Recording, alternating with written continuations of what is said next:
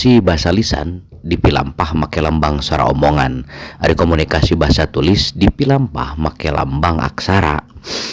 Upama sora omongan diuli ku tata sora atanapi fonologi atanapi fonetik, ari aksara diuli ku tata aksara nya grafemik atanapi grafologi. Unggal wasa atanapi unggal basa diwujudkan ku sora, ku kituna ulikan sora basa atau tata sora jadi dasar ulikan tulisan atau tata aksara. Sora nu diulik teh teu sagawaya, tapi sora nu diwangun ku alat ucap anu disebut sora basa atanapi fon. Sora basa aya nu bisa kadenge, aya nu beda kadengena, aya oge anu mirip gitu kan nya. Suara basa nu kadengena beda atau mirip tur bisa ngabedakeun harti kecap disebut fonem. Fonem sok ditulis di antara dua gurat condong, upama da bae sora a, i, u, o jeung e. Dina basa Sunda mangrupa fonem lantaran opatanana bisa ngabedakeun harti kecap.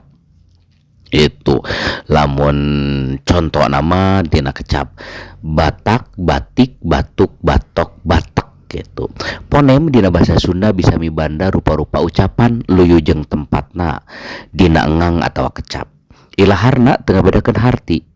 Variasi ucapan fonem nu teu ngabedakeun harti disebutna alofon. Sarta sok ditulis di antara dua kurung atanapi siku nya, dua kurung siku lah.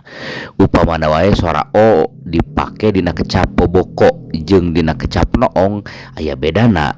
Suara o nu kahiji mah gembleng o nya, ari nu kadua mah teu gembleng semu ngirung. Jadi fonem o ngabogaan dua variasi ucapan nyaeta o jeung o gitu nya, nu rada semu ngirung teh. Fonem aya bedana jeung grafem. Fonem patali jeung suara omongan nu dipake dina bahasa lisan. Ari grafem patali jeung lambang fonem ku aksara nu dipake dina bahasa tulis. Aksara sok ditulis di antara tanda gitu. Dina ngalambangkeun suara basa, jumlah fonem jeung aksara bisa sarua bisa beda itu nya. Upamana wae kecap kuda diwangun ku opat aksara atau huruf nyata k, u, d jeung a. Sarta kabeneran diwangun ku opat fonem nyaeta fonem k, u, d jeung a. Jabati eta aya fonem anu dilambangkeun ku aksara atanapi ku dua aksara seperti fonem eng gitu nya nu dilambangkeun ku aksara eng. Fonem eng gitu kan nya langsung atanapi dilambangkeun ku aksara eng. Atanapi fonem e nya dilambangkeun ku aksara e. Jadi dina kecap lamun saumpamana kecap seungit diwangun ku 5 fonem nyaeta s, e, n, g, i jeung t. Ari jumlah aksara nama aya 7 gitu kan nya. S, e, u, n, g, i jeung t gitu kan. Ari fonem nama aya 1 2 3 4 5 gitu.